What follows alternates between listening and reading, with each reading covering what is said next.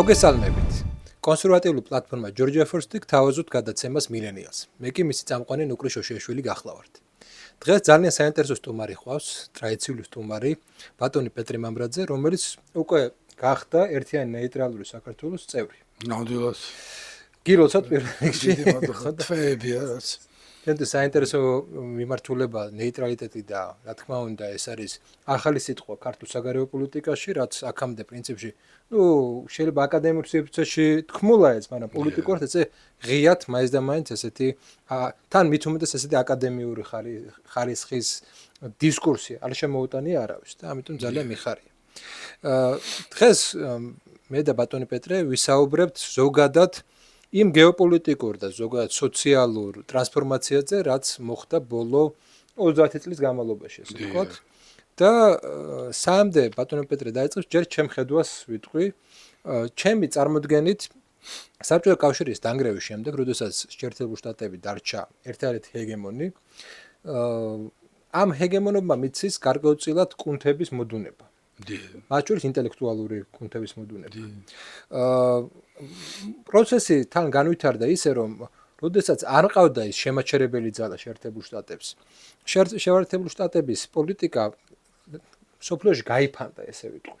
არ მოხდა მისი კონცენტრაცია რაღაც კონკრეტულ რეგიონზე და ჯერ ბუში უმცროსის დროს დაიწყო უკვე აქტიური კამპანია ახლო აღმოსავლეთში, ესე იგი ავღანეთში და მოკლედ ტერორისტთან ომი ქვია ამას. მეორე კამპანია იყო ეგრეთ წოდებული პოსტსაბჭოთა სივრცის დემოკრატიზაცია, ხავერდოვანი რევოლუციების დაფინანსება. ამ პროცესში უშუალოდ საქართველო იყო ერთ-ერთი ესე ვთქვათ მეწინავე, სერბეთის შემდეგ ალბათ. და ვითომ ეს რაღაცა რევოლუცია უნდა გადადებოდა მერე რუსეთში უნდა მოხდარიყო რაღაც დემოკრატიული ლიბერალური რევოლუცია და ყველა ბედნიერ ლიბერალურ დემოკრატიაში ვიცხოვრებდით. რაღაცა ესეთი სურათი იყო. მოკლედ ორივე ეს მიმართულება ჩავარდა და ჩვენ ნახეთ რომ როგორც ახლო აღმოსავლეთის ისე პოსტსაბჭოთა სივრცის პოლიტიკა პრინციპში ჩავარდა. პირველი მნიშვნელოვანი ჩავარდნა და ეს დემონსტრაციული ჩავარდნა ეს სამწუხაროდ საქართველოზე აისახა 2008 წლის ომით. ეხლა უკვე ნათელია რაც უკრაინაში ომი დაიწყო, ნათელია რომ დასავლეთი არ აღმოჩნდა მზად იმ გამოწვევების წინაშე, რაც ჩინეთმა პირველ რიგში და შემდეგ რუსეთმა წაუყენა და ეხლა მიდის ტკივნეული გადაწყობა და ამ პროცესში ჩვენ ვხედავთ რომ თვითონ დასავლეთი იმდენად ესე იგი წინააღმდეგობრივია ამ გამოწვევებთან მიმართებაში, რომ მთელ რიგ საკითხებთან მიმართებაში მთლად ადეკვატური არ არის. ამის გარდა პოლიტიკურმა დღის წესრიგმა წარმოქმნა ისეთი სიტუაცია, სადაც ისეთი ხალხი მოვიდნენ ეტაპობრივად პოლიტიკაში, შეიძლება ითქვას უკვე ბუში უმცროსიდან დღემდე პოლიტიკური კლასის დეგრადაცია მიმდინარეობს როგორც შეერთებულ შტატებში, ისე ევროპაში. ის დიდი ლიდერები, რომლებიც აქამდე სიამაყის საგანი იყო და მიბაძვის ელემენტი იყო, ხო, რა ვიცი, ევროპელი ლიდერები იქნებოდნენ თუ ამერიკელი პრეზიდენტები, ეგეთები აღარ არიან. და ერთ-ერთი კრიზისული რაღაც გამოვლენა ჩემი აზრით არის ასევე ტრამპი. თუმცა ტრამპამდე ბაიდენიც ასევე კრიზისული გამოვლენა იყო. მოკლედ მოვედით ამ პერიოდამდე, როდესაც შეერთებული შტატების მდგომარეობა მით უმეტეს თქვენ წინაზე იყავით სწორედ მაშინ, როდესაც ახალი დაწყებული იყო ეს ირან-ამერიკის ეს დაპირისპირება. ნახეთ ჩვენ რომ პრინციპში ამერიკას არ ქონია ისეთი ძალა რომ კი დაბომბა მოკლა ადამიანები, მაგრამ გეოპოლიტიკური ამოცანები არათუ ვერ შეასრულა პირიქით.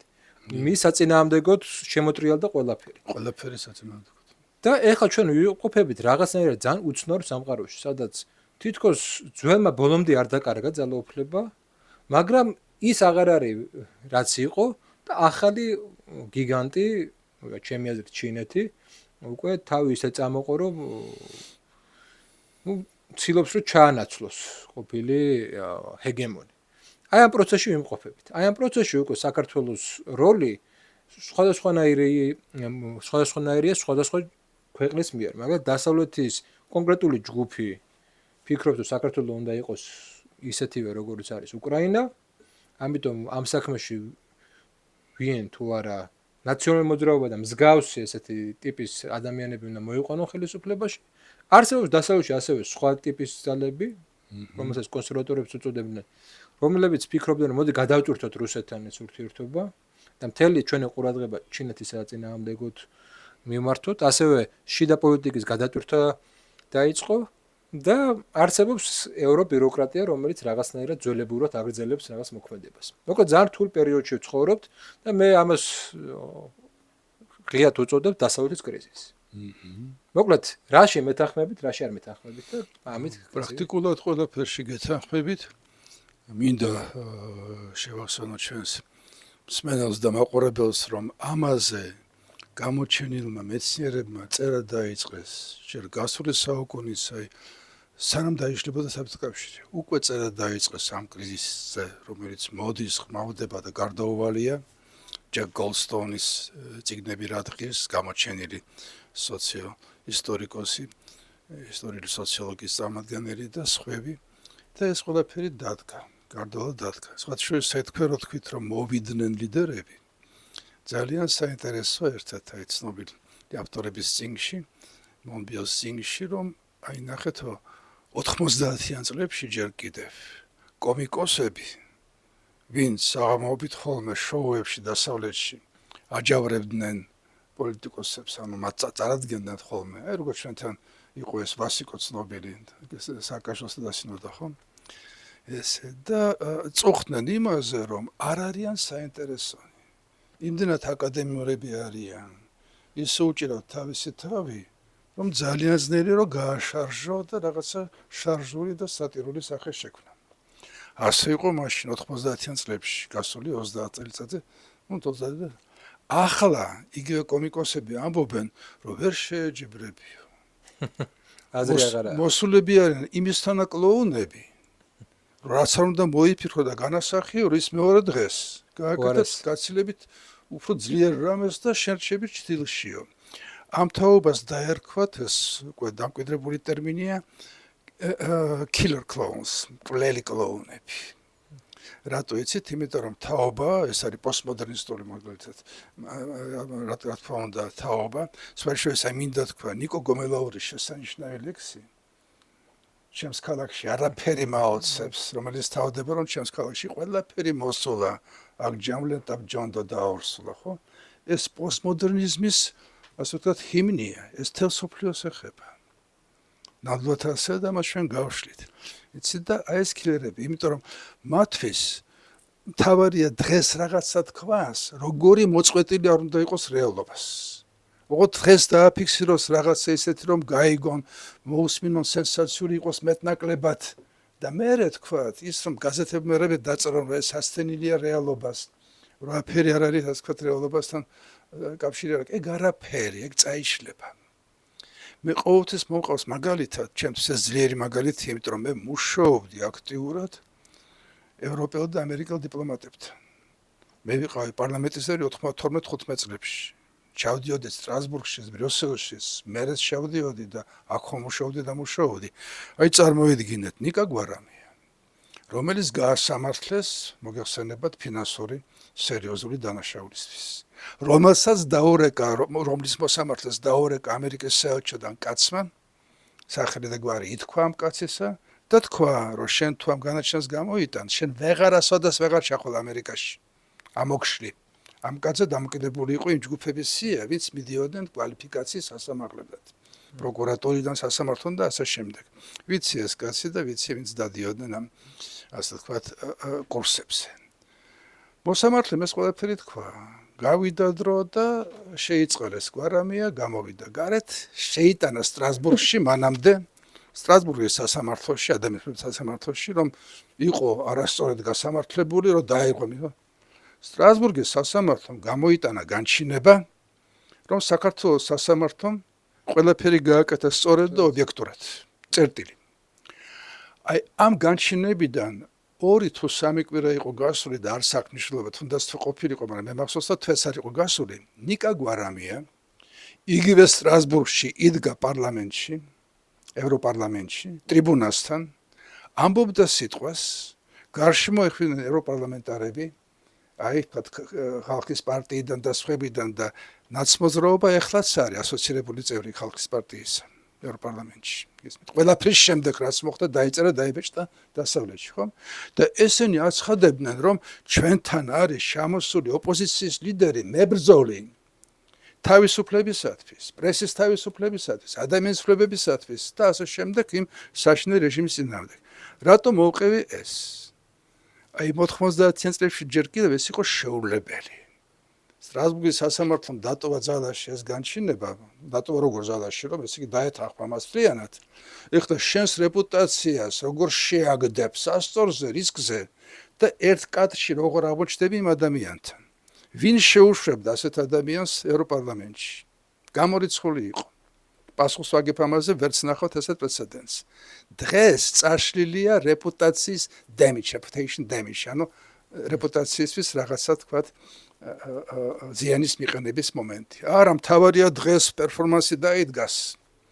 და ალბათ გახსოვთ, თქვენ გახსოვთ ალბათ, შესანიშნავი სტატია ჯერ სააკაშვილი პრეზიდენტია, უკვე ომის შემდეგ, 2008 წლის ომის შემდეგ დაწერილი სტატია დევალის მიერ, თომასის კარგად ვიცნობ ამ ადამიანს და მიშა ჯადოქარი, ასე ქვია, მიშა და არა მიხეილ, მიშა magician და იქ წერს, რომ აი პოსტმოდერნიზმის ნამდვილი პრეზიდენტი.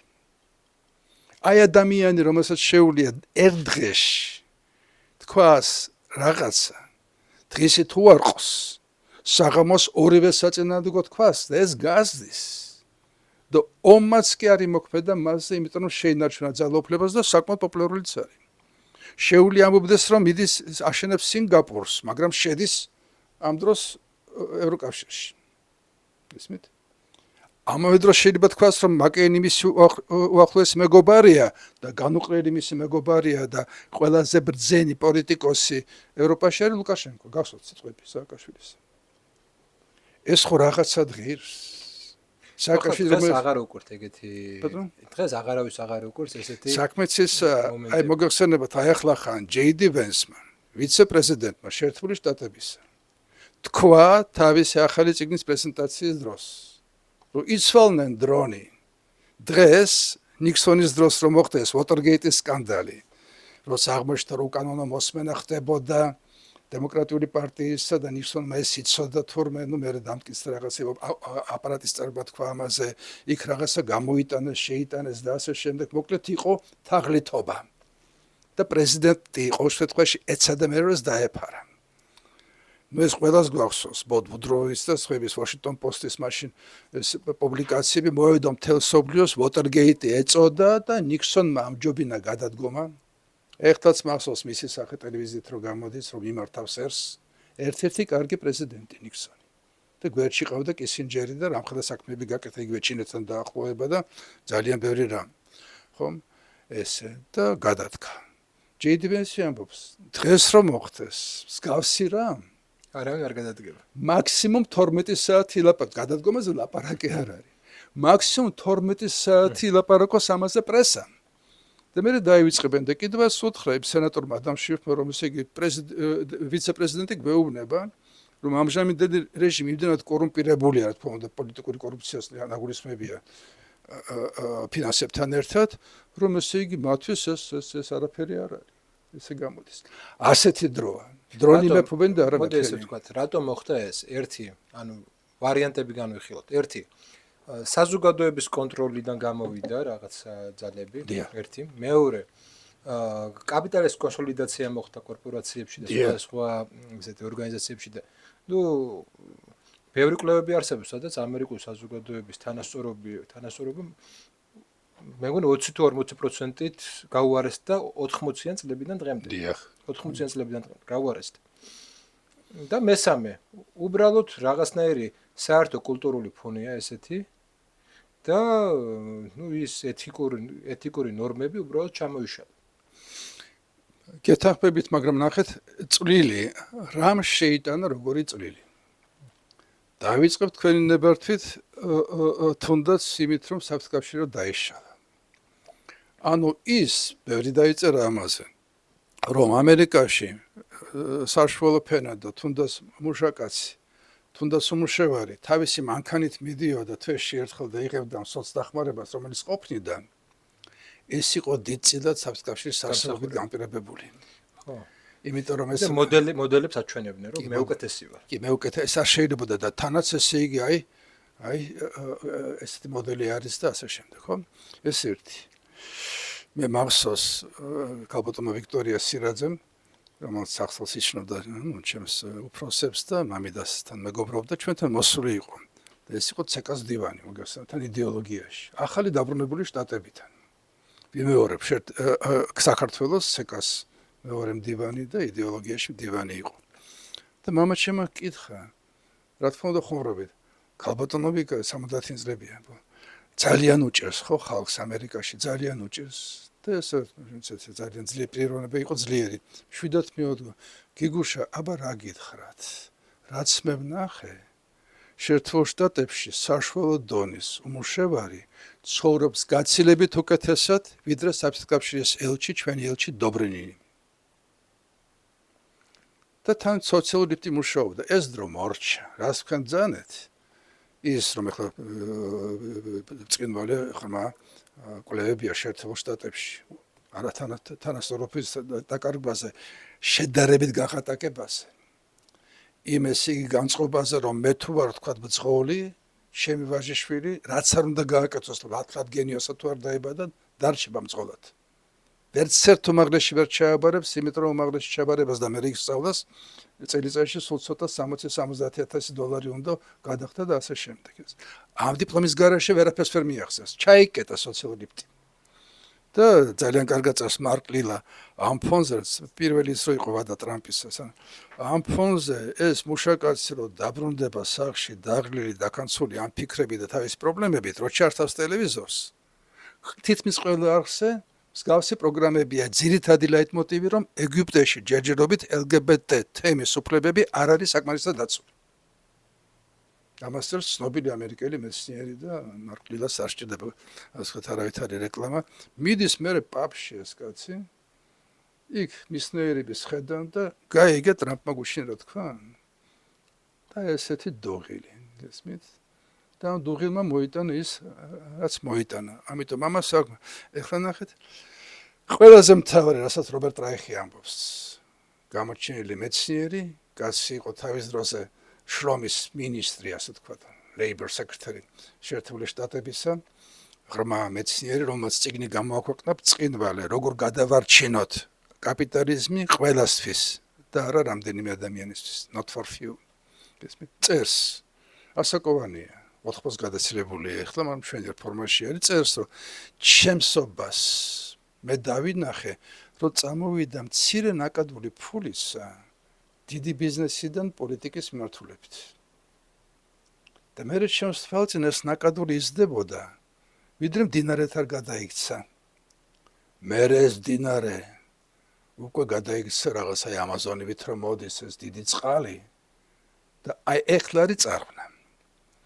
სოციალისტების ახლა მარქსი რასაც წერდა და როგორი შეცდომები დაუშვა პროგნოზირებაში და მით უმეტეს რეცეპტში, სხვა საქმეა, მაგრამ ის რომ როდესაც კაპიტალში დიდი ფული გროვდება, გამორიცხულია, რომ მან არ დაიწყოს პოლიტიკური გაკონტროლება და შესაბამისად ეს მოდელი კლასიკური ლიბერალიზმისა, რომ რატომ გას იარსებებს ესეთი დაყოფა, აღმასრულებელი, საკანონმდებლო ხელისუფლება, ჩემო ბატონო საპარლამენტო, დამოუკიდებელი ერთმანეთისაგან და აკონტროლებენ იმას, რომ კანონის უზენაესობა და დაცულია საკუთრების უფლება, თავისუფალი ბაზარი და ყველაფერი მიდის ძალიან კარგად.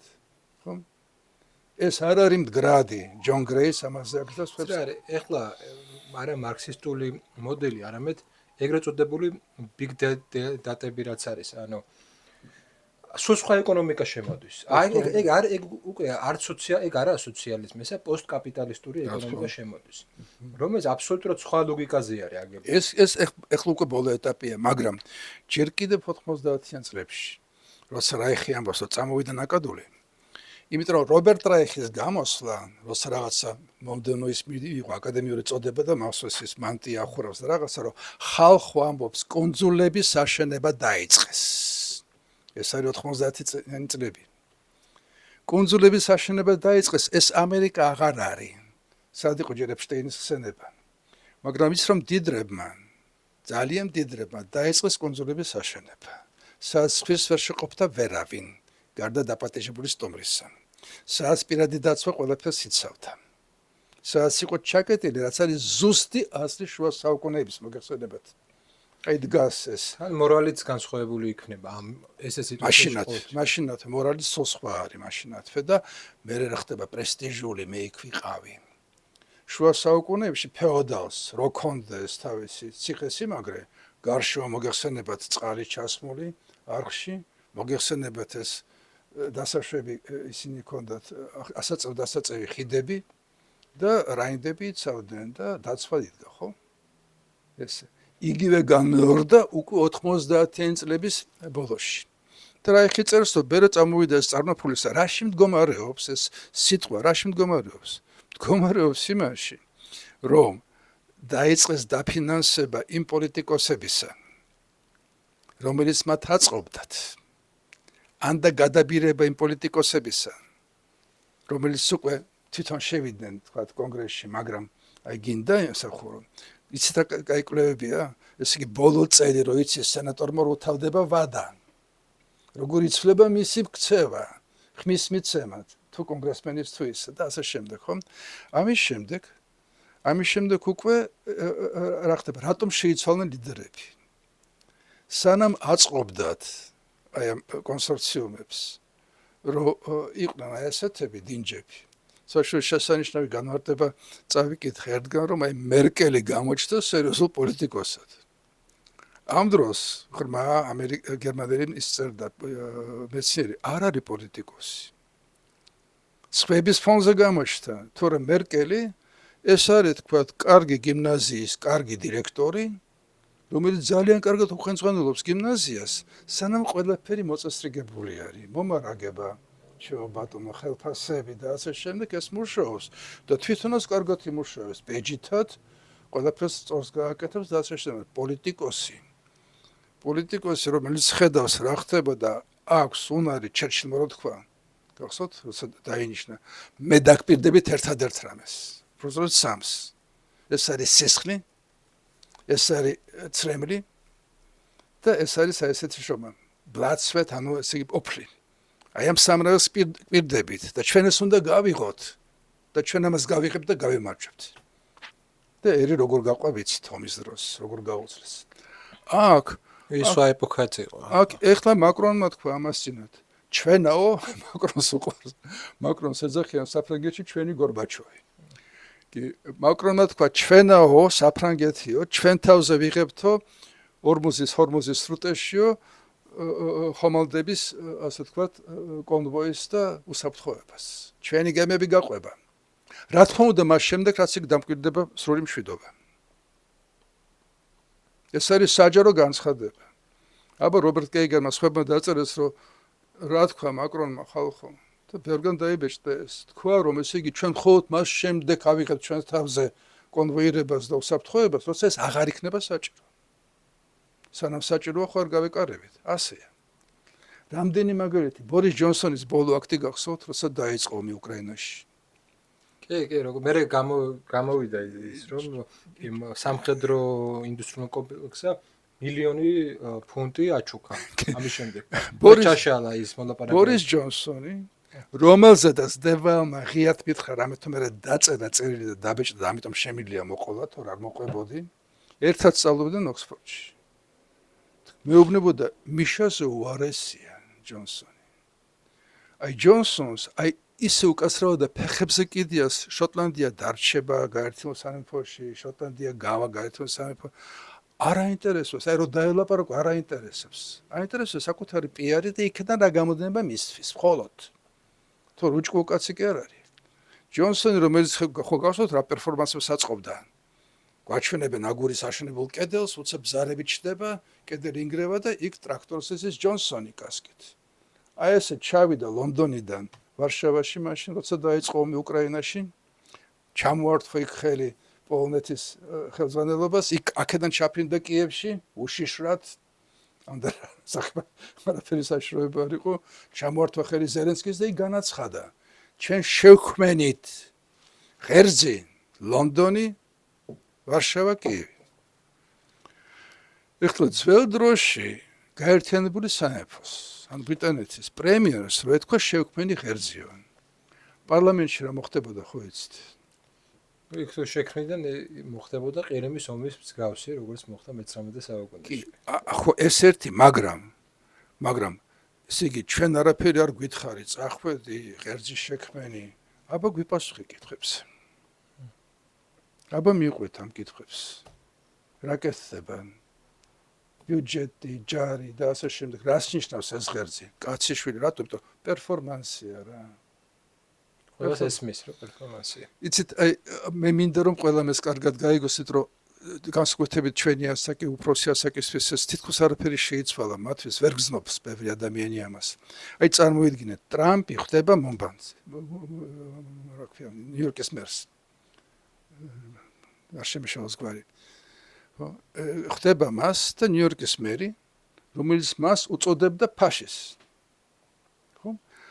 და შეხვედრა საკმაოდ თბილი. ტრამპის არაკლებდა კრიტიკას. ისიც არაკლებდა. ეხლა შეხვდნენ ერთმანეთს. ჟურნალისტები ჩასაფრებული პრეს-კონფერენციაში ერთად გამოდიან. პირველი კითხვა, თქვენ ეძახდით პრეზიდენტ ტრამპს ფაშისტს. ახლა ესეთ შეხვედრა ჰქონდათ. რა სიტყვით ახლა? ამან დაიწყო. რომ იცით რა, საქმე ისაა, რომ რაღაცა. ტრამპმა არაცვალა, ბიჭო თქვი რომ ეძახდი რა. მე ეს მსიამოვნებს ტრამპა თქვა.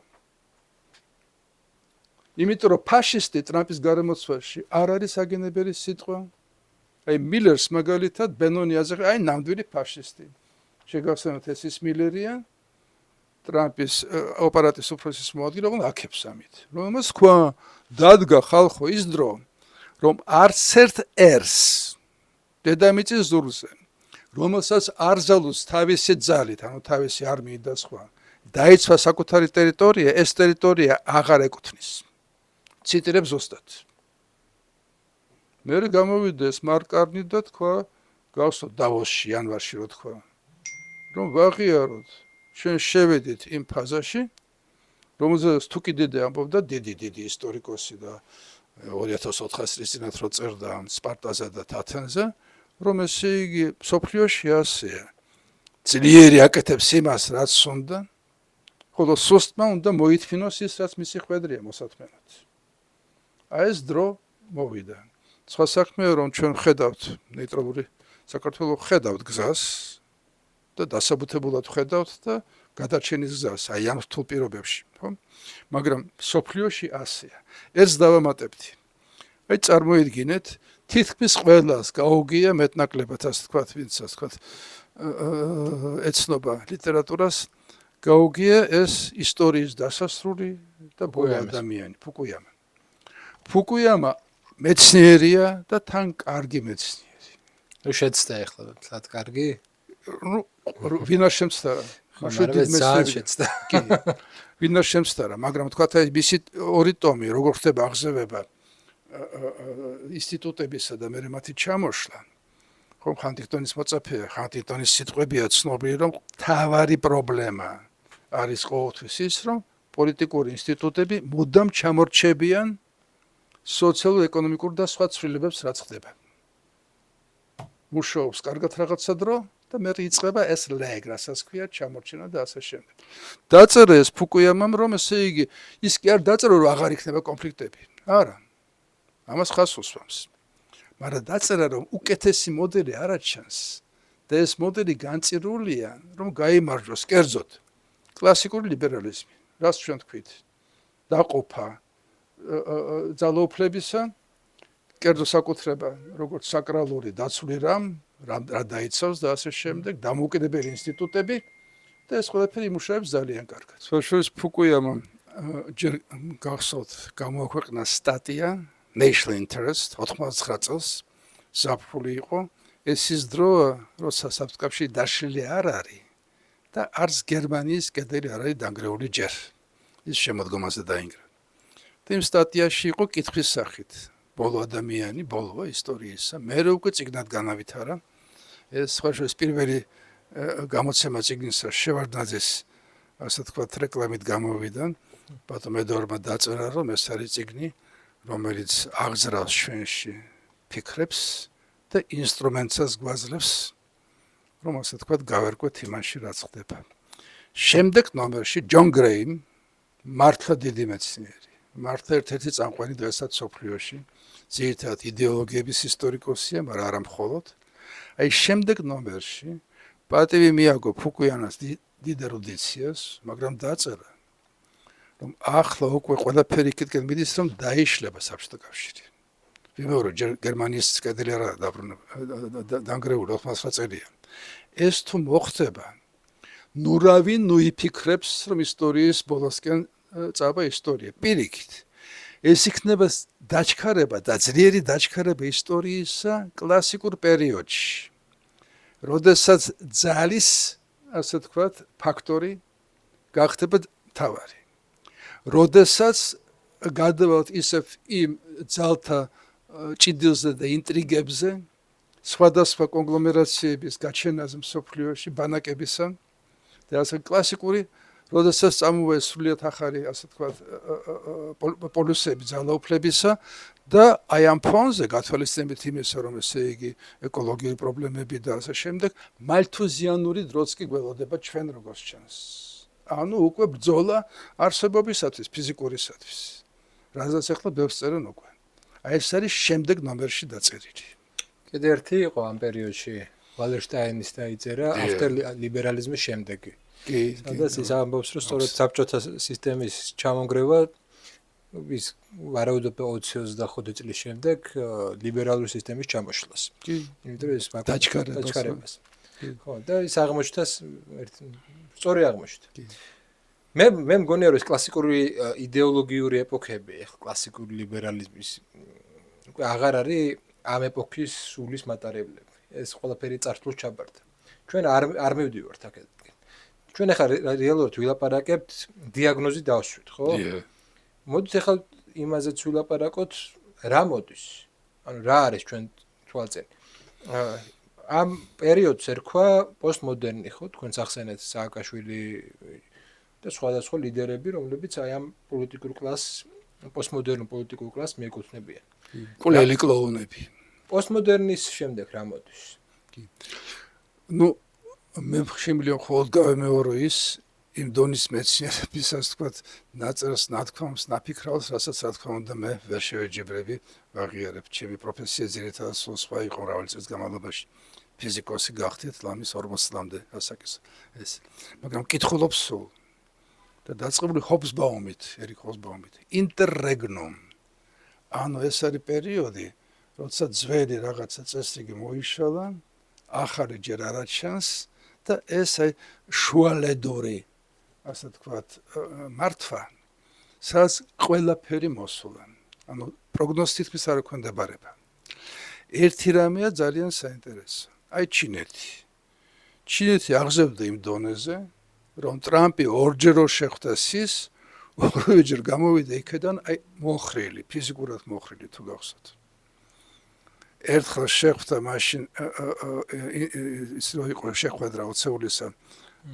შარშან ხო მანამდე ბესენტი აცხადებდა რომ ტარიფები ეს ამას ვიზამ და ასე შემდეგ მოკლედ ჩინეთს საკითხს წვეთ და მე იქიდან წამოვიდა ინფორმაცია რომ მზათავართ იმიტომ რომ ჩინეთმა მზადება დაიწყო ტრამპის მოსვლისათვის ერთი წლით ადრე ვიდრე ტრამპი გაემარჯვებდა არჩევნებში მზადება გამალებული ეს იყო დაგროვება როგორც საწვავისა ვებერთა რეზერვარებისა ეს იყო დაგროვება ფულებისა ოქროები გამოიტანეს ყველგან ჩინეთში გადაიტანეს თავის რეზერვარები ეს იყო გამაგრება იუანისა და სხვადასხვა და ყოველხრივ ემზადებოდნენ ეს იყო მათ შორის მონოპოლია იშვიათ მიწათმოქმედებზე მისი გაძლიერება და სხვადასხვა ახლა ტაივანი და ჩიპებს ამზადებს და ვიყიდულობს იმ ჩიპებს ლამის 85%-ს ხო ჩინეთი ესე ამერიკა კიდე განაცხადა რომ გადააქვს ეს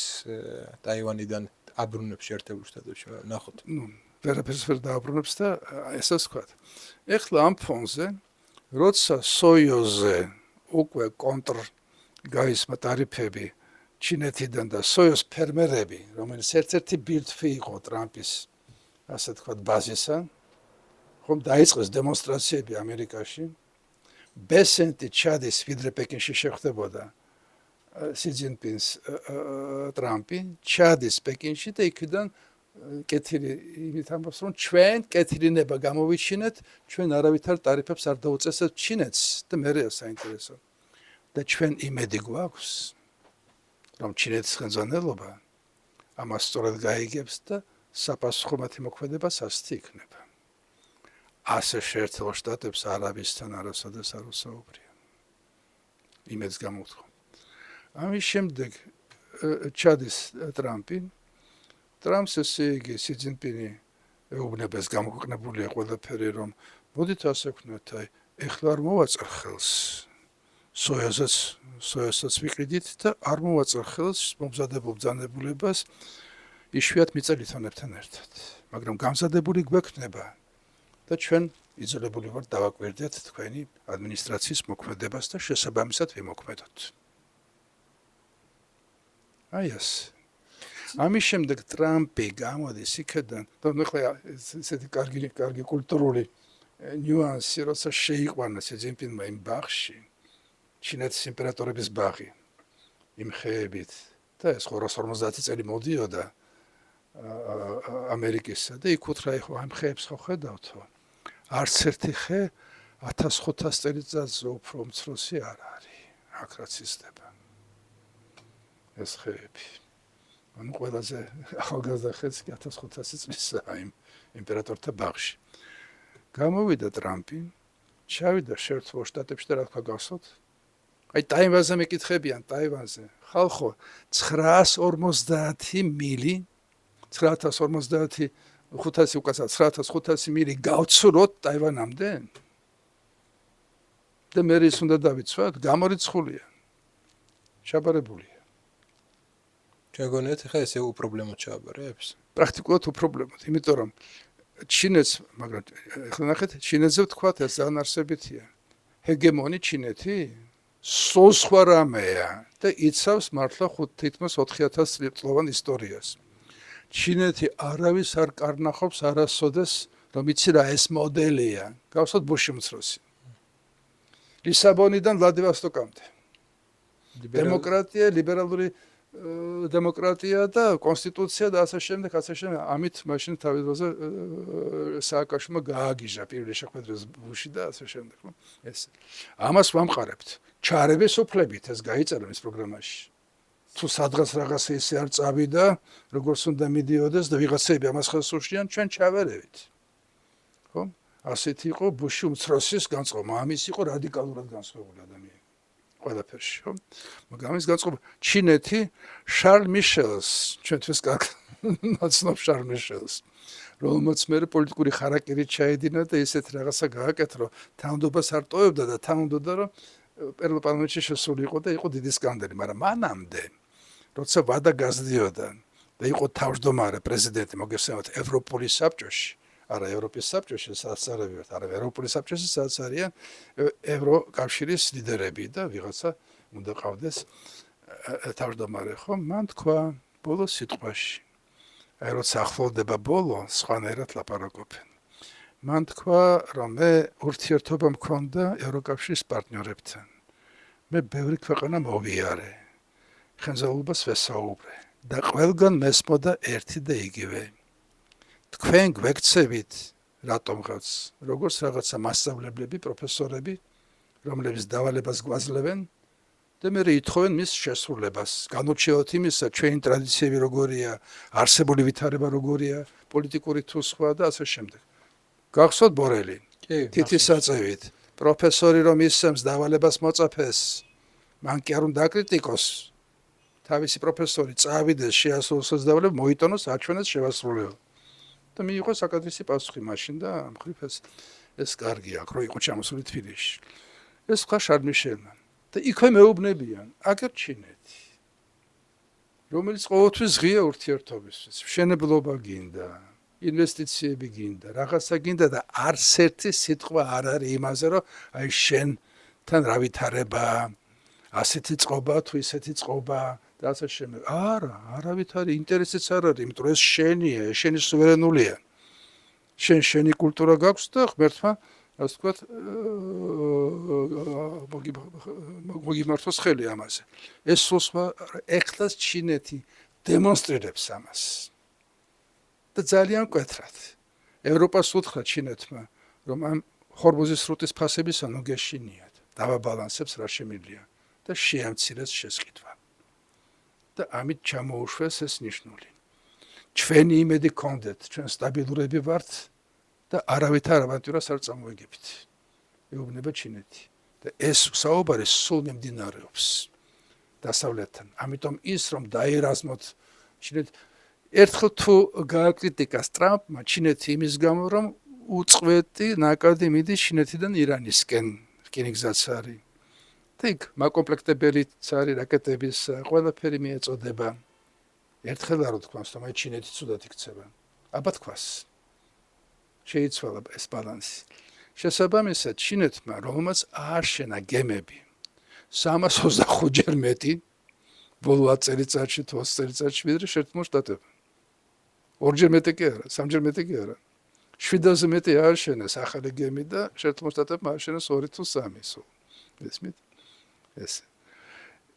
მაგრამ მეორე დიდი პრობლემა ჩინეთს აქვს, პიტერ ზეიხანი, ეს ერთ-ერთი წამყვანი გეოპოლიტიკური ექსპერტი ადრე სტრატფორდში იყო, ჯორჯ ფიდმანის მოადგილე და ახლა უკვე როგორც ვარსკვლავი და დამსახურებულად არის და სხვები წერენ. ძალიან ისტორიულად ძალიან ხანმოკლე ფანჯარა. დემოგრაფიული წნეხის გამო. ჩინეთის უმთავრესი მოსახლეობა სწრაფად ბერდება. შესაბამისად გადადიან პენსიონერების რანგში, შესაბამისად წნეხი ბიუჯეტზე სწრაფად იზრდება, შესაბამისად შიდა მოხმარება უფრო და უფრო მცირდება და ჩინეთის ეკონომიკა რაზე აგებული ხო? და ეს ყველაფერი ჩინეთის ხელმძღვანელობამ ძალიან კარგად იცის. დაჭირდება ემიგრანტი ახალგაზრდები. კი, და აი ტაივანი კი იქნებოდა, რა თქმა უნდა, თან ახლა გაიცათ მოგეხსენებათ იუბილეებია ჩინეთში. აღინიშნება ეს ყველაფერი ყრილობები და ასე შემდეგ. და არავინ არ ამბობს, რომ გაისისთვის ამას იზამენ, მაგრამ ყველა ამბობს ერთ და იგივეს. ჩინეთმა რო გააგზავნოს გემები და ტაივანის სრუტეში, რომ დაამყაროს თავისი კონტროლი ტაივანისთვის ხელსაყრელი. ჩინეთი ტაივანის ელიტასთან მუშაობს და არის გამოკითხვები 35 წელზე, ვინც კი არის უფრო ახალგაზრდა, თუ ჩინეთში თუ ტაივანში, არავის არ აინტერესებს, აი ტაივანი უნდა დავიცვათ და ტაივანი ასე შემდეგ. არ არის ეს ინტერესი. აუხსნეს პოპულარულად. ძირითადად მყიდველი ხო ჩვენა ვართ ახლა. გადასახადებს ხო იხდით თქვენ. ჩვენთან რო იქნებით ერთ სახელმწიფოში, ეს მოგეხსნებათ. და კაპიკ შემოსავალს არ დაკარგავთ. რატო არ უნდა გაწყობდეთ? ანუ პარალელურად მიდის ეს მუშაობა. და ნუ ეხლა ყველას შევახსენოთ, შეერთებული შტატები და სხვა ქვეყნები არ აღიარებენ ტაივანის დამოუკიდებლობას. აღიარებენ იმას, რომ ეს არის ჩინეთის ნაწილი. ოღონდ ერთადერთი იყო თხოვნა და ამაზე ითქვა არაერთხელ, რომ ესე იგი მოხდეს ეს მშვიდობიანად. ნუ გამოიყენებთ ძალას. ძალა რო გამოიყენოთ, ჩვენ შეიძლება მოგვიწიოს დაცვა. ამაზე ლაპარაკი იყო. ეხლა ის რომ 945 მილიონი გავწოროთ ტრამპის იმის შემდეგ რაც ჰორმუზის სრუტეში რაც დაემართა. ბატონო პეტრე, ჩვენ ვილაპარაკეთ ეხლა რაღაც გეოპოლიტიკურ რაღაც მნიშვნელოვან ცვლილებებზე და მოდით საქართველოს პერსპექტივას გამოვახსოვოთ საქართველოს პერსპექტივით. იმიტომ რომ რატომ? ორი მიზეზის გამო. შიშები რეალურია. პატარა ქვეყანა ვართ. მცირე მოსახლეობით. დემოგრაფიული ზრდა მაინც და მაინც მაღალი არ აქვს. არ არის. ჯარი მაინც და მაინც ბევრი არ ახოს.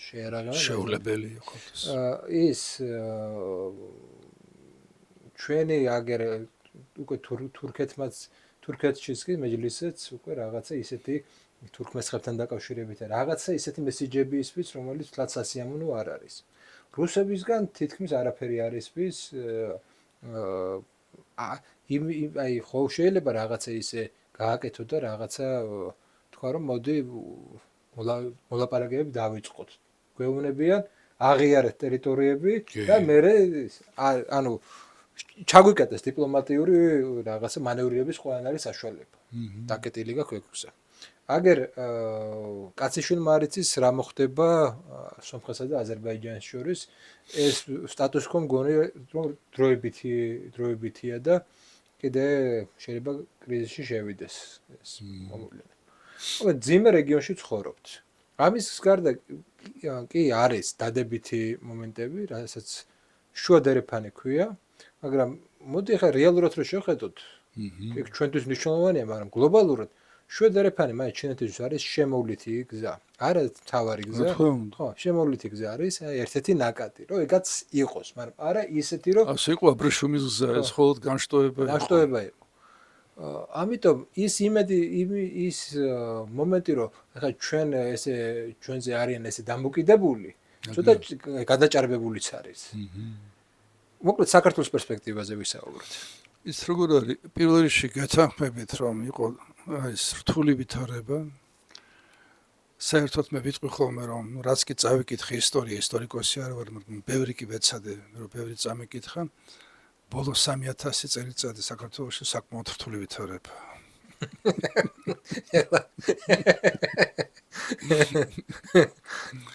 ნუ ხო იყო ის რა, ხო გამოჩნდა რაღაცა აი საკმაოდ რთული ვითარება.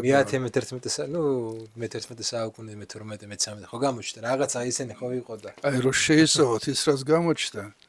მე უკვე ძალიან ადვილი იმის გაგება რომ მიუხედავად გმირული ბრძოლისა მონღოლეთის პირველმა ავანგარდმაც კი მთლიანად დაანგრიეს ყველაფერი. ეს ჩვენ კი არა, მაშინდელი ყველა განვითარებული სახელმწიფო დაანგრია ავანგარდმა. კი, ავანგარდმა.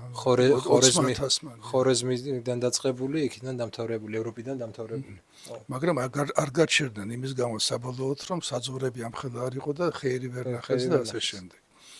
ესე და აი ეს მომენტი არის რომ ბოლო 3000 წელი საკმაოდ რთული ვითარებაა და ამ რთულ ვითარებაში ჩვენმა ერმა შექმნა რაც აი ნამდვილად არაპროპორციულია ჯერ ერთი რაოდენობისა მცხოვრები ადამიანების რომ აი ეს მსოფლიო კულტურაში ჟღერდეს ეს ყველაფერი ეხლაც სპორტი იქნება ეს თუ სხვა მიღწევები და სხვა თუ მეცნიერება თუ სხვა ასე რომ ჩანდეს და მე არა ვარ მორწმუნე და ეს არ დაიმალი არასოდეს არ ყოფილა კონკავშირელი და არც მაშინ ვიყავი მორწმუნე და ეხლაც არა ვარ მორწმუნე. მაგრამ დევიდ ლანგს ამ გამოჩენილ ისტორიკოსს რო ვკითხულობ საქართველოზე, იქ არის ეპიგრაფად, რომ საქართველოს ისტორიას თავიდან ბოლომდე რო შეისწავლი, შეუძლებელია არ დაფიქრდე იმაზე, რომ ღვთის ხელი ურევია იმაში, რომ ეს ერი გადარჩა და აქამდე მოვიდა, იმიტომ რომ არავითარი რაციონალური ახსნა იმისა, რომ ამ ტერიტორიას აი ამ დროის განმავლობაში დარჩენილიყო ერი თავისი ქრისტიანობის შენარჩუნებით და ამხელა კულტურის შექმნით უბრალოდ არ არსებობს ეს ახსნა. და ეს მოხდა. ასე რომ ეს ისე თქვი, ხო გესმით ახლა რომანტიზმის შერშემითველოთ რომ ყოფილი. ახლა ეგ ისე გამოგივიდათ რომ მივანდოთ ღმერთს ახლოს. არავითარ შემთხვევაში არ მივანდოთ.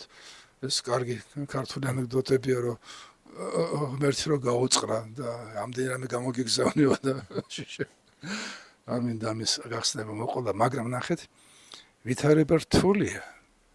მაგრამ არც ის ვითარება, რომ თქვათ, მტკვარი სავსე იყოს მოკვეთილი დაებიანი ადამიანებით და თბილისი გასწორებული იყოს მიწასთან და ეს უსმალობის დროს იყო სულ სხვა ამბებია. ეხლა ნახეთ, ნეიტრალური საქართველო, რომ ჩვენი კონცეფცია არის სწორედ ის, რომ საგარეო პოლიტიკა უკვე ახლა იყოს გატარებული იმისთან, რომ ყველა აქტორმა ეხლა როგორც სიტყვა ყველა მოქმედმა დიდმა პირმა რუსეთით დაწყებული ოსათოთ, იმიტომ რომ რუსეთის ბაზები დგას აქა და რუსეთის артиლერია და ტანკები დგას ამ ადგილიდან 30 კილომეტრში პირდაპირზე. სადაც ჩვენ ვხედავთ რაზე ლაპარაკი. არ შემილი არ მოგიყვეთ.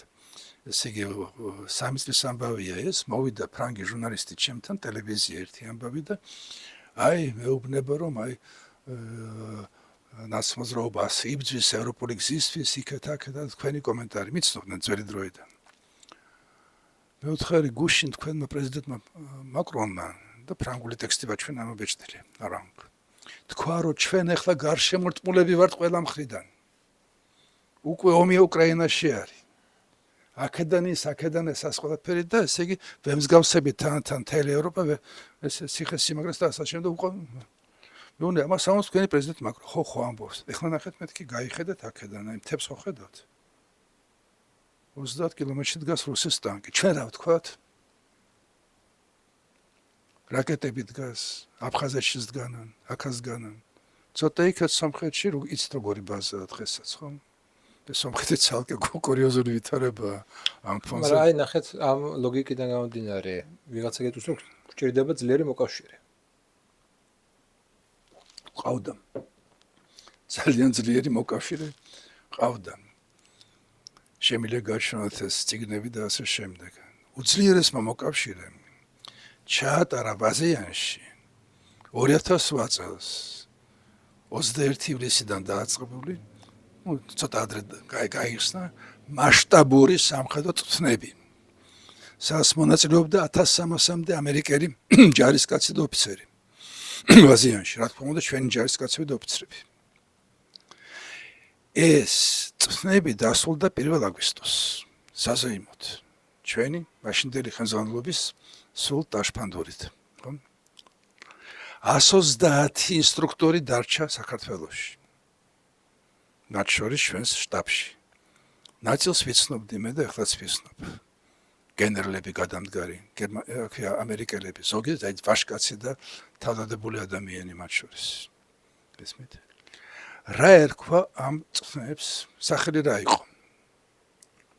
კონსტიტუციური immediate response, ანუ მყისიერი პასუხი. მყისიერი, immediate, მაშინათვე. რაღაც იქნება და მაშინათვე პასუხი გაცემულია. ეხლა წარმოიდგინეთ ეიფორია, მე პარლამენტის წევრი ვიყავი. ამ ფონზე ეიფორია წარმოიდგინეთ. და 10 ივლისს რო კონდოლიზა რაისი იყო ჩამოსული ხო გახსოვთ 2008 წელს. პრეს-კონფერენცია გახსოვთ სააკაშვილთან ღია ცისქვეშ. წინა დღეს ამერიკიდან გზავნილი მისი ხო გახსოვთ? ჩვენ მაინც გვჯერა რომ საქართველოს ნატოში გაწევრიანება ეს არის საუკეთესო ინსტრუმენტი აფხაზეთში და ყოფილ სამხრეთ ოსეთში კონფლიქტების მოგვარებისა და საქართველოს ტერიტორიული მთლიანობის აღდგენისა. ეს განცხადება გვახსოვს. ლავროვი ღებულობს ბაღებს მეორე დღეს და ამბობს რომ ეს სამწუხაროდ მსგავსი განცხადებები ისმის, მაგრამ სულ მალე დარწმუნდებია ყველა იმაში რომ ეს ზუსტად საპირისპიროდ იქნება ყველაფერი. ეს არის ერთი თვე უკლია 8 აგვისტოს, ხო? არც კი უკვე ნაკლები. 10 ივლისს კონდოლიზა რაისი, რომელიც წინა დღეს კოპოლას რესტორანში უყვიროდა სააკაშვილს თუ დაიწყებს სამხედრო მოქმედებას, ჩვენ გავალთ საერთოდ. და რო წერს მემუარებში, ეს ტყილს კი არა წერს, რომ ქართველებს უთხარი რამდენჯერმე, როგორც საკუთარ ყურებს, ისე ვეღარ ნახავთ ნატოს ვერასოდეს თუ ამას გააკეთებთ. ხო? მაგრამ იქ ამბობს, ბატონო პრეზიდენტო, შეერთებული შტატები ყოველთვის იბრძვიან თავისი პარტნიორების დასაცავად. ეს მისი განცხადებაა. და სანდერსი წერს წყინვალე მეცნიერი წილი ბრალის, ასე ქვია მის სტატია, სადაც ეს ყველაფერი შეგროვებულია. შესაბამისად, 8 აგვისტოს დილით იმ საშინელი დაბომბვის შემდეგ, როცა სააკაშვილის მამამტყოფი ადამიანის დავალებით უძველესი ქართული ქალაქი დაიბომბა დისკეტის გარეშე კასეტური ბომბებით, დაიღუპა 10-მდე რუსის სამშვიდობო, არც მანდატი ჰქონდათ მოხსნილი, ეუთოს მანდატი, არც არაფერი, განურჩევლად, ხო? და დილით 8-ში არის ეიფორია პარლამენტში, მე იქ შიგნით ვარ. გავიმარჯვეთ, მორჩა, ახლა პირველ საათზე იქნება ლაივი, პარადი და ასე შემდეგ. მაგრამ დილითვე 10:30-ზე რუსეთის თვითმფრინავები იწყებენ დაბომბვას. ტეფტმა მოასწრო ამერიკის ელჩმა. გააგზავნა დეპეშა, შეგიძლიათ გაეცნოთ. ვიკილიქსმა ეს დაბეჭდა. დაახლოებით 10:30-ზე ტეფტის საიდუმლო დეპეშა მიდის, ახლა შევხვდით ხელმძღვანელებს, ბოკერიები და სხვები იგულისხმება და საგარეო სამინისტრო და აგვიხსნეს, რომ პრინციპში დასრულებულია ოპერაცია, ბლიცკრიგის ოპერაცია დასრულებულია და ერთადერთი კითხვა ეხლა ისმის ასეთი რუსეთის პოლიტიკური ნიში აწი როგორ იქნება. პოლიტიკური ნიში იმაში მდგომარეობდა, რომ დაბომბვა დაიწყო. და რა ქნა ჩვენმა დიდმა მოკავშირემ?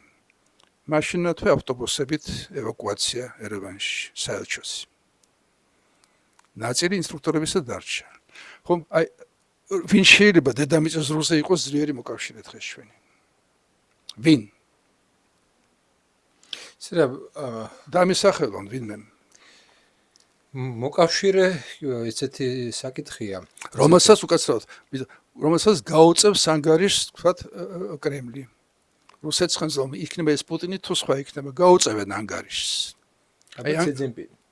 ანაკლის სპორტზე მithქვამს, რომ ერთადერთი ძალა, რომელსაც შეეძლო თავისი, ასე ვთქვათ, ქოლგა ეჩვენებინა, რომ ანაკლია კარგია რო აშენდეს, ეს იყო ჩინეთი და კიდევაც აჩვენეს ქოლგა.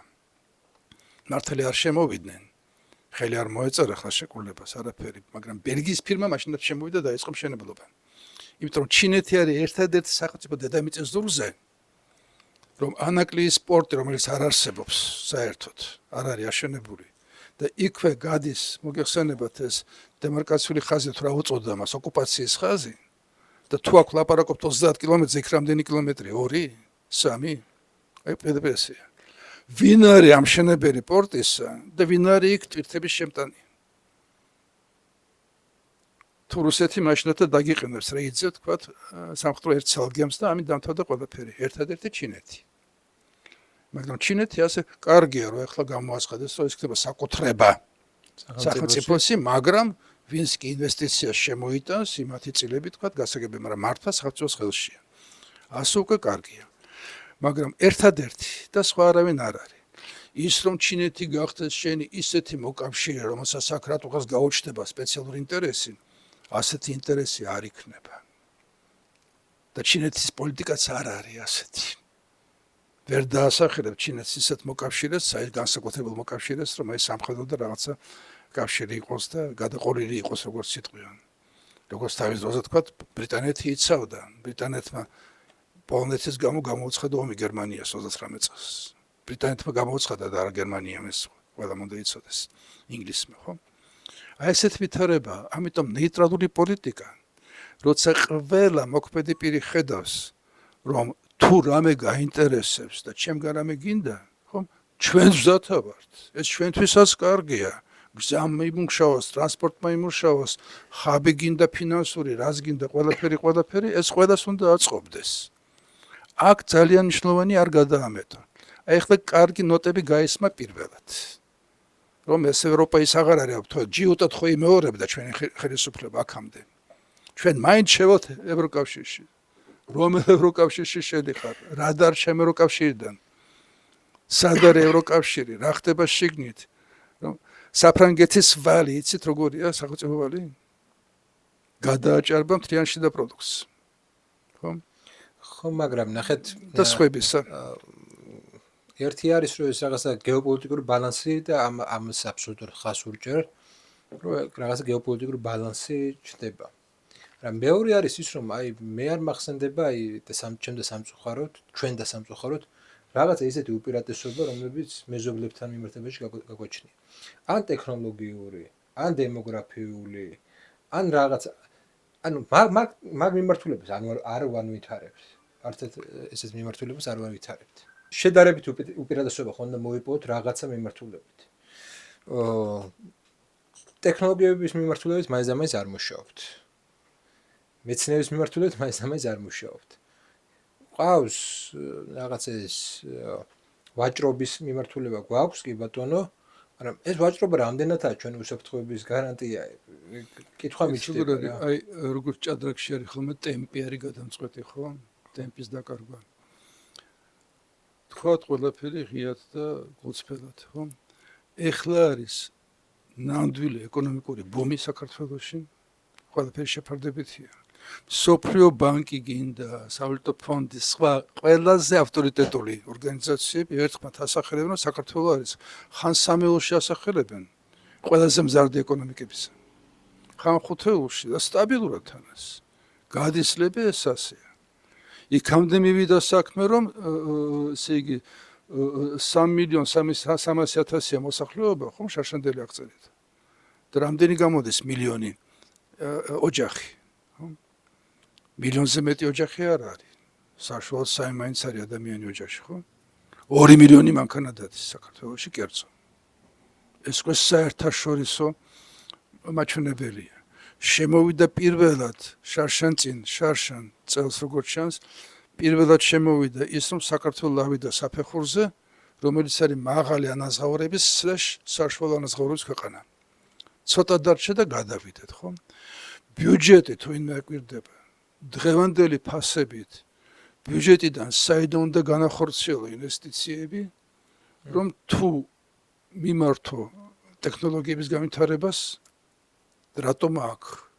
როცა ტექნოლოგია ვითარდება უკვე ძალიან კარგად იქ, სადაც ეს უკვე მოგებიანი. რით უნდა მოიზიდო, ხო? ტექნოლოგიები. თუ გადამუშავებული მრეწველობა კიდევ ხო თქვა და ასე შემდეგ. ანუ გარკვეულწილად ფინანსურ ხაბად ვყალიბდებით. ფინანსური ხაბი ძალიან კარგი, მომსახურეობა სხვა გზა უბრალოდ არ არის. მაგრამ კარგი ურთიერთობა და ძალიან კარგი ურთიერთობა გვაქვს აზერბაიჯანთან, შუა აზიის ქვეყნებთან. შუა აზიის ქვეყნებთან ეს არის უაღრესად მნიშვნელოვანი. შუა აზიის, ცენტრალური აზიის როგორც ამობენ ქვეყნებთან ეს ურთიერთობა. ფული არის იქ. და ეს სულ სხვა ქვეყნებია, ვიდრე ჩვენ რო გვახსოვს, მე უფროსთაობისა ვარ. ანუ შუა აზიის ქვეყნების აბსკავშირში. აბა უზბეკეთი მოიკითხეთ, აბა დღევანდელი ყაზახეთი. აბა სხვა ქვეყნები. ბაშოს თურქმენეთის მაგალითი. თავისი ნეიტრალიტეტით, რომელიც აღიარებულია მსოფლიოში და 3 წელი დაუღალავი შრომის შედეგი იყო 95-ში აღიარა მსოფლიო. და როგორი შრომის იცით? ბოლოს რო გავიდნენ უკვე გაეროში 3 წლიანი ამ საფეხურებით სიარულის შემდეგ გაეროში 185 ქვეყანა მეტი კი არ იყო მაშინ. ყველა მისახმა და სპონსორები ვინ იყვნენ ამ რეზოლუციისა? კოსპონსორები. ვინც თურქმენეთთან შეიტანა ეს განაცხადი. ესენი იყვნენ ამერიკის შეერთებული შტატები, რუსეთი, ირანი, დავხედათ რუკას, თურქმენის რუკას. და ასე შემდეგ და ასე შემდეგ. 10 ქვეყანა დაახლოებით და ანუ ეს მოხდა. როგორც მაგალითი, ეხლა სულ სხვა ვითარება. ეს სწორი ნაბიჯია, მაგრამ თავზევი ძალა არ არის. მაგრამ ამასობაში, რომ იცით რა, რაღაც აკვიატებულად, რომ ჩვენ ეხლა პარტნიორობა უნდა აღვადგინოთ შეერთებულ შტატებთან. რა ვითარებაა შეერთებულ შტატებში, რომელ პარტნიორობაზეა ლაპარაკი. ის აქეთ რას მოგთხოვთ? ეს ყველაფერი იმედია ეხლა უკვე ზომავენ და წონიან ამას შეიცვალა მეტნაკლებად რიტორიკა გესმით. ეხლა სხვების ხო უყურებენ, ვისთანაც შენ გაქვს ურთიერთობა და ნეიტრალური საგარეო პოლიტიკა ბალანსს ნიშნავს. ეს ნიშნავს იმ ფაქეს ბალანსს, რომ ყოველი მოქმედი პირი, ვისთანაც კი შენ ურთიერთობა გაქვს, ხედავს, რომ შენ არ აჭარბებ. შენ არ იხრები. და აი ეს ეხლა გამოჩნდა მხოლოდ ჩემთვის მეტნაკლებად საიმედო სიგნალები. ის თეორიულად რო ავიღოთ, მოდით ეს. თეორიულად რო ავიღოთ. ვინ დათანხმდება საქართველოს ნეიტრალიტეტს? აი თეორიულად რო ავიღოთ. თურქეთი. იცით როგორ არის? ჯერჯერობით პრაქტიკულად არავინ არ დათანხმდება გამოცხადებას. გამოცხადებას ხო არის? ფინეთმა ისე გაიარა 1948 წლიდან, როცა სტალინმა მოაწერინა ხელი იმ ხელშეკრულებაზე, რაზეც ხელი მოაწერეს. ხო? და შემდეგ სტალინს მოეწორა ურხოკალევი კეკონენი და ამის გამო 26 წელიწადი იყო ეს კაცი პრემიერი და მეტოქი არ ყავდა, არავითარი ოპოზიცია. იცოდნენ რომ აი ასეა საჭირო. ბრეჟნევის დროსაც, ხო? ფინელებმა. არც ერთხელ არ გააკრიტიკა საბჭოთა კავშირი. მაშინაც როცა შევარდნენ უნგრეთში და შლეტა იყო უნგრეთში. 56-ში. მაშინაც როდესაც 68-ში შევარდნენ ჩეხეთში. არა, ფინეთი დემოკრატიული, კაპიტალისტური არასოდეს არ აძლევდა ხმას საბჭოთა კავშირის წინააღმდეგ გაეროში. ეხლა როგორ არა ვთქვათ? 22 წელია, ხო? თებერვალია დაიწყო სასტიკი დაბომბვა კიევისა, ბრძოლებია, გოსტომელი მთელი ამბავი, იწვის ყველაფერი. აქ რა ხდება? მაშინდელი ხელისუფლება ოცნებისა და ეს არის თვისობრივი სხვაობა. ხმას აძლევს ევროპის საბჭოში რუსეთის სტატუსის გაყინვას, კეთდება. ორი დღის შემდეგ ხმას აძლევს რუსეთი გაერისხოს ევროპის საბჭოთან. გაერისხა რუსეთი. კითხვა ლავროვმა ჩვენ თუნ გავედით, მაგრამ გარისხომ დაასწრო. ამის შემდეგ გაეროში რეზოლუცია ზადდება და მიღებულ იქნა და ძალიან ბევრმა ხმა არ მისცა, საქართველოს მისცა ხმა ამ რეზოლუციას. დაგმეს პუტინის აგრესია. სომხეთმა არ მისცა, აზერბაიჯანმა არ მისცა. სომხეთში რო დგას რუსეთის ბაზები, დგას როგორც მეგობარი ქვეყნის და ოდკბ-ს წევრია სომხეთი, ან რუსული ნატოს. აზერბაიჯანმაც კი არ მისცა ხმა. ჩვენ მივეცით ხმა. და მე მოხდა მე მithქვამს არაერთხელ და გავიმეორებ 7 მარტს. ეს იყო აი მეტის მეტი რასაც ქვია. საქართველოს 30-იოდე ქვეყანასთან ერთად მე ცოტა დაემატა, სულ 33 იყო თავიდან. ხმა მისცა ჰააგის კრიმინალურ სასამართლოში პუტინის წინააღმდეგ საქმის აზრას. მე მეგონა რომ ეს ხო ბოლოა. მე მოკავშირდებოდი ყველას, ანუ საიდან მოვდივართ მე ამას ვამბობ. დღეს რომ მოგვეცა საშუალება ლაპარაკისთან, რომ ეხლა აწირა ვქნათ, ხო? ეს ის გარდატეხა მოხდა მაშინ. მაშინ გადავრჩით, საერთოდ აი როგორ არა ვთქვა. 10 მარტია. ამას ისეთ მეორედ ვნახე, რომ არ შემეშალოს რამე მეთქი. 10 მარტია და გახარია აძლევს ინტერვიუს გიორგი თარგამაძეს. ფორმულაა ხო ეს გიორგი? თავდება ეს ინტერვიუ ყველაფერია თავი. და ეკითხება თარგამაძე, კი, მაგრამ კიდე რამის თქმა ხო არ გინდათ? ხო, ჩემი გამოცდილებით გამოდივარ 34 წელიწადია, ხო, უკვე ეთერში. ეს როგორც ესე ასე რომ ბოლოში მათქვევინე განცხადება მაქვს და იმან უნდა კითხოს მე. როგორც ესე ასე დიქტორმა. და გახარი ამბობს. აი რა ისე თქვა მინდა, აი ნახეთ ჩვენო გვინერგავდნენ იმას, რომ ჩვენ ბრძოლა არ შეგვიძლია. ჩვენ გვინერგავდნენ იმას, რომ ბრძოლას აზრი არ აქვს. აი უკრაინაა ჩვენი მაგალითი. აი თურმე შეიძლება ბრძოლა და ბრძოლას ყოველთვის აზრი აქვს და ასე შემდეგ და ცეცხლოვანი სიტყვა, რასაც აბიტუსი აძლევს საშუალებას. გახარიას ცეცხლოვანი ესე იგი აი ბრძოლა. და ამის შემდეგ მე ვიცი ინტელიგენტი ადამიანები რა ხმა მისცეს და რო უთხარი ეს ამბავი არ ვიცოდით. არ გვიყურებიაო, ხო? და იქიდან ახლა მოვედით უფრო მოზომილ პოლიტიკამდე. იქიდან მოვედით იქამდე რომ სანამ ამერიკელებმა სტრატეგიული პარტნიორობის ის ნახეთ ქარტია 2009 წლის 9 იანვარს მოაწერინა ბუშმა, ჯერ ბუში იყო პრეზიდენტი, ობამას უკვე გამარჯვებული იყო. მაგრამ ინაუგურაციამდე იქ სხვა არაფერი წერია რომ სააკაშვილის ევალება გაათავისუფლოს მასმედიას, სასამართლოები და ასე შემდეგ, ასე შემდეგ. აი სტრატეგიული პარტნიორობა. ეს სინამდვილეში, ხო? ეს და არის ეს მესმის რომ ჩვენი პოლიტიკა გაცილებით პრაგმატული გახდა. აბსოლუტურად მივესალმები ამას. მაგრამ ერთი რაღაც ასაღიარებელია და აი დასკვნით აწელზე გადავიდეთ პარე. თქვენი პარტიის სახელითაც რომ გარკვეულწილად ეს გითხრათ როგორ წარმოგიდგენიათ. აი წარმოვიდგინოთ რომ ეგეთი სცენარი რომ აი რაღაცა დაიწყო უფრო ფართო მასშტაბიანი კონფლიქტი. ამ ფართო მასშტაბიან კონფლიქტში საქართველოსნაირი ქვეყანას არა ისეთი კონფლიქტი როგორც უკრაინა რუსეთის კონფლიქტი, არამედ აი აღმოსავლეთ ევროპაში რომ დაიწყოს უფრო ფართო მასშტაბიანი კონფლიქტი და ნუ რუსულ ტელევიზიებს რო უყურებთ, მე მგონი ემზადებიან ისეთი რიტორიკაა რომ ემზადებიან. გამორიცხული როგორც აი ამ შემთხვევაში რამდენად მიგაჩნიათ რომ საქართველოს შეუძლია რომ ეს ყველაფერი აიცილოს. შეიძლება იცით იმედი არის ყოველ შემთხვევაში. ის რომ რუსეთის მხრიდან, კრემლის მხრიდან რამდენჯერმე გაისმა, რომ ჩვენ დავწყვდით ამ ეტაპზე პირველი, რომ საქართველოს მხრიდან ჩვენთვის არავითარი ხიფათი არ მზადდება და არ არსებობს. ეს არის დიდი მიღწევა. იმიტომ რომ წლების განმავლობაში კულტივირება იმისი, რომ აეხლა თუ საქართველოს ჩაითრევენ ნატოში, ეხლა თუ ისებენ მაპს და ასე შემდეგ, გახსოვთ რა ხდებოდა? გავიხსენოთ 14 წელია მეიდანია ჯერ ანექსია არ არის ყირიმისა და ღარიბაშვილი პრემიერ-მინისტრი ჩადის ამერიკაში. ხდებიან ტაშით. დაძაბული ის არის. სენატორები გამოდიან და ამბობენ, აი ეხლა თუ მოხდება ყირიმის ანექსია, ჩვენ საქართველოს მივცემთ მაპს.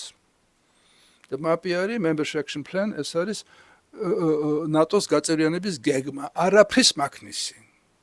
ეს დაუხვეთ იგივე ამ ფურცელზე ახლა დაგიწეროთ რომ ბატონ ნუკვრის ვაძლევ მაპს პეტრე მამრაძე და დაიკიდეთ კედელზე.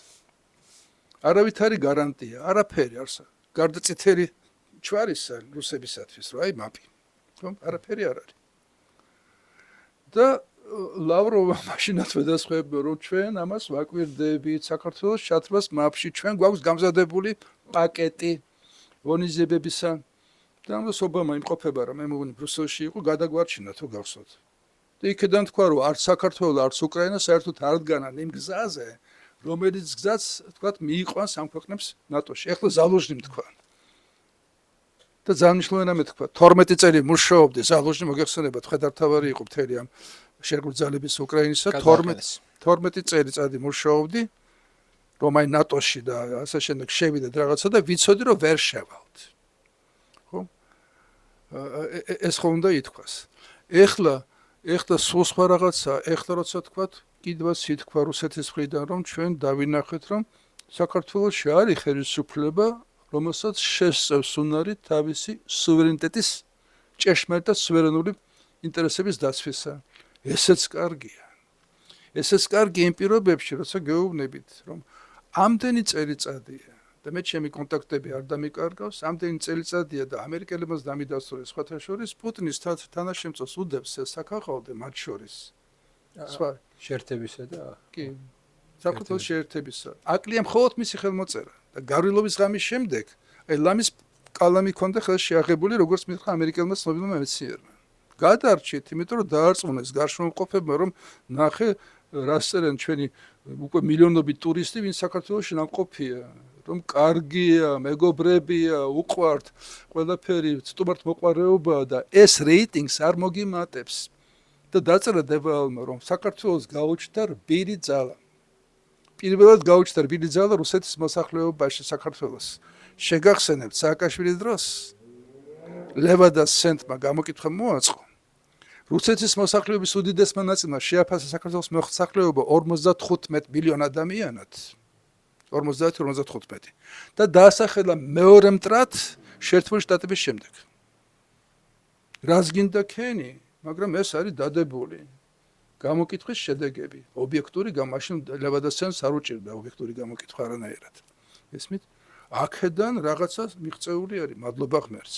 და აი რბილი ძალა, ეს არის ის ძალა, რომ ყველა დიდ ჩვენს გარშემო მეზობელს უნდა ესმოდეს, რომ ძალით რო შევიდა ამ ქვეყანაში, რას მივიღებ?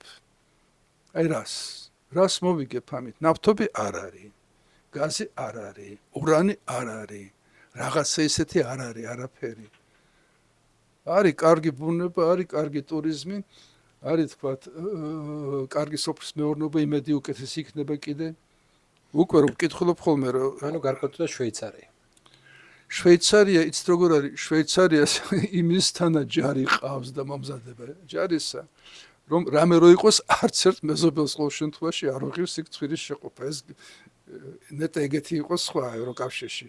შვეიცარიასნაირი მზადება ყველა სასახში არ აღიაქვს ლეგიტიმურად, რასაც სახურობს ჯარში. სულ სხვანაირი ქვეყანაა, მაგრამ აი ესეც არის, რომ რატომ უნდა ერჩოდა შვეიცარიას, როცა ყველასათვის მომგებიანია. არის ეს გზა, არსებობს, ოღონდ ფაქიზი ბალანსია საჭირო.